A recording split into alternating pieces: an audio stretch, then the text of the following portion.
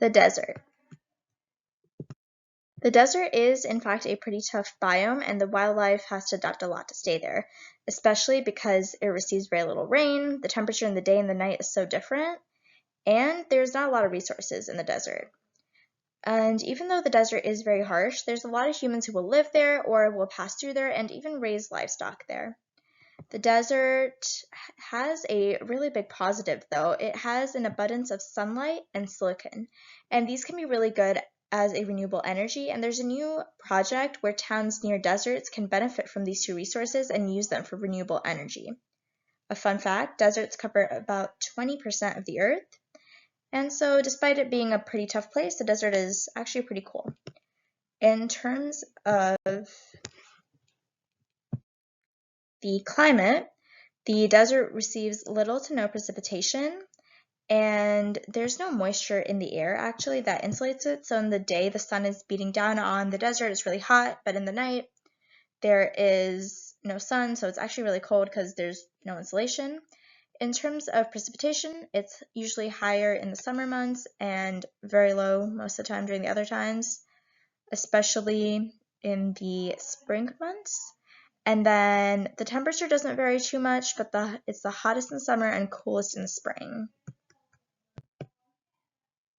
In terms of plants, all the desert plants have to have a lot of adaptations to survive, and a lot of these actually are to preserve the water in the plants.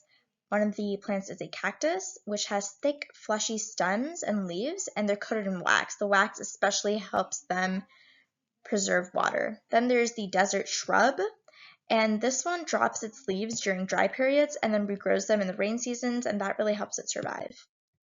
There's the California poppy, and it's kind of similar because it has shallow roots and quick growing cycles, so it's alive in the rainier time, and then it kind of dies out a little bit for the hotter seasons, but that's what actually helps it come back when it rains.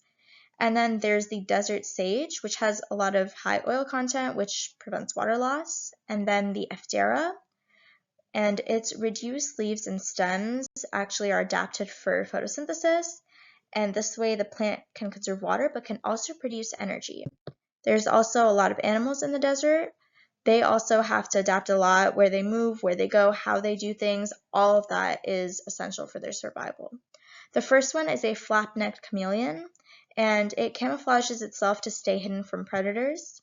Then there's a rattlesnake, and they have thick, scaly skin, and this thick and really scaly skin helps to prevent water loss. There's a spade-foot toad, and they do this cool thing called estivating. They bury themselves in the ground and sleep through the dry season. There's an elf owl. They live in the cactus, and this helps them avoid predators, and it also helps them stay away from the hotter temperatures so they stay nice and cool. And there's a sidewinder snake, and it moves in a specific way, hence its name, and only a small portion of its body is in contact with the sand at specific times. In terms of geographical location, there is the Sahara Desert in Africa, there's an Arabian Desert in Western Asia, the Atacama Desert is in South America, there's a Gobi Desert in Asia, and the Kalahari Desert is in Southern Africa. Fun fact, there's only 4 deserts in the United States. In terms of the human impact on the desert, there's actually a lot of really bad things that can happen to the desert, like if the vehicles that are driven on the desert and they're off-road vehicles, if they drive in the wrong area, they can crack up the ground and leave forever scars there, and that can hurt the plant life and hurt the desert itself. They can also run over plants and animals and kill them. Another thing is that because the deserts are considered areas where people don't go as much, they're used either as a nuclear testing ground or a nuclear waste dump, and this poisons the actual desert, poisons the plants and the animals, and then the desert is dying, and so are the plants and the animals in the desert. Thank you so much for listening.